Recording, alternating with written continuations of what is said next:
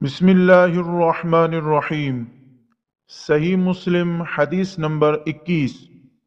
مجاہد سے روایت ہے کہ بشیر بن کعب ادوی حضرت عبداللہ ابن عباس رضی اللہ عنہما کے پاس آیا اور اس نے احادیث بیان کرتے ہوئے کہنا شروع کر دیا، رسول اللہ صلی اللہ علیہ وسلم نے فرمایا، رسول اللہ صلی اللہ علیہ وسلم نے فرمایا۔ حضرت ابن عباس رضی اللہ عنہما نے یہ رویہ رکھا کہ نہ اس کو دھیان سے سنتے نہ اس کی طرف دیکھتے۔ وہ کہنے لگا، اے ابن عباس، میرے ساتھ کیا معاملہ ہے؟ مجھے نظر نہیں آتا کہ آپ میری بیان کردہ حدیث سن رہے ہیں۔ میں آپ کو رسول اللہ صلی اللہ علیہ وسلم سے حدیث سنا رہا ہوں اور آپ سنتے ہی نہیں۔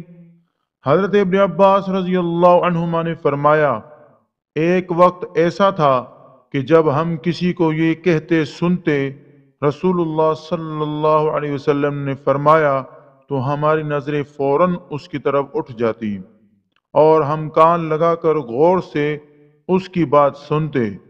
پھر جب لوگوں نے بلا تمیز ہر مشکل اور آسان پر سواری شروع کر دی تو ہم نے لوگوں سے کوئی حدیث قبول نہ کی سوائے اس حدیث کے جسے ہم جانتے تھے۔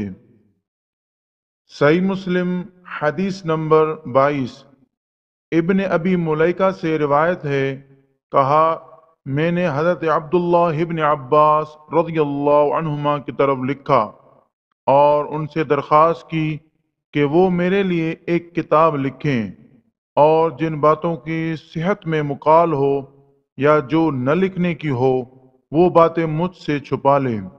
انہوں نے فرمایا، لڑکا خالص احادیث کا طلبگار ہے، میں اس کے لیے حدیث کے متعلق تمام معاملات میں صحیح کا انتخاب کروں گا اور موضوع اور گھڑی ہوئی احادیث کو ہٹا دوں گا۔